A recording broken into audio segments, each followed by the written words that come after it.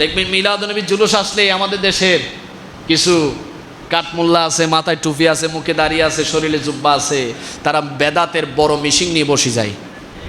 ঠিক কিনা, ঠিক কিনা? কিন্তু এই 2026 সালে আমরা দেখতে পেলাম বাংলা নববর্ষকে ঘিরে বাংলার জমিনের কিছু কাঠমোল্লা যারা ইসলামকে বিক্রি করে তারা পহেলা নববর্ষ পালন করেছে। ঠিক কিনা? তারা এই জামানার শ্রেষ্ঠ মুনাফিক, তাদের সাথে সুন্নি মুসলমানের কোনো সম্পর্ক নাই। তারা যতই মিলাদুন্নবীর বিরোধিতা করবে, আমরা সুন্নিরা ততই আলিশান ভাবে মিলাদুন্নবী করে যাব। ঠিক কিনা? আল্লাহ এই মুনাফিকদের থেকে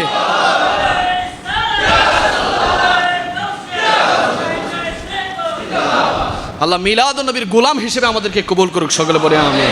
এলাকায় ঝাঁকজমকপূর্ণ করে মিলাদুন্নবী করবেন।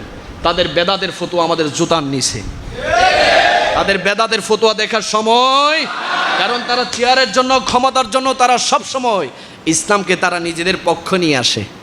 ঠিক কিনা? আমরা কত সুন্দর দেখলাম তারা পহেলা নববর্ষ রেলি করি পালন করতেছে। আল্লাহ তাদেরকে হেদায়েত দান করুক, আমাদের ঈমানকে আরো শক্তিশালী করার তৌফিক দান করুক।